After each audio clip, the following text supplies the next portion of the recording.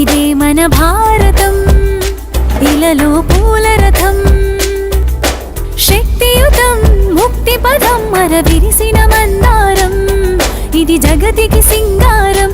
ఇదే మన భారతం, ఇలలో పూల రథం, శక్తియుతం ముక్తి పదం మరవిరిసిన మందారం, ఇది జగతికి సింగారం.